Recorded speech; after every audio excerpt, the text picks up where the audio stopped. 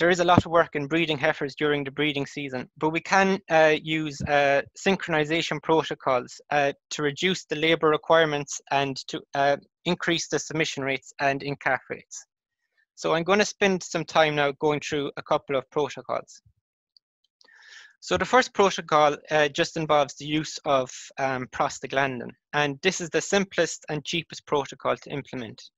But for this protocol to be effective, all heifers must be cycling, and it does involve the daily heat detection to pick up the heifers that are in heat. So with this protocol, for the first week of breeding, all of the heifers should be inseminated as they come into heat. And 1/3 of heifers on average should come into heat during the first week.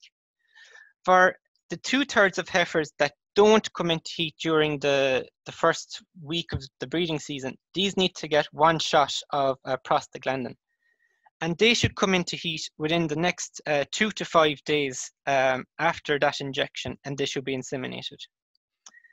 In some cases, there may be a small proportion of these heifers that do not respond to that first shot of prostaglandin. And for these heifers, they need to get a second shot of prostaglandin 11 days later and be inseminated 72 hours and 96 hours after that second shot of prostaglandin. And bear in mind, some of these heifers may not show any heat, but they should still be inseminated.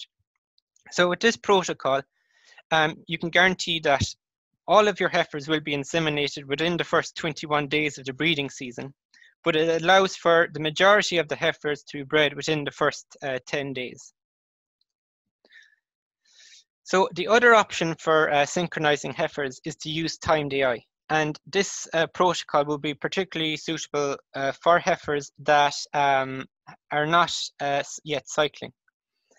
So with this protocol, it allows for a timed AI and no heat detection is required. So it begins with the insertion of the progesterone device and a shot of GnRH.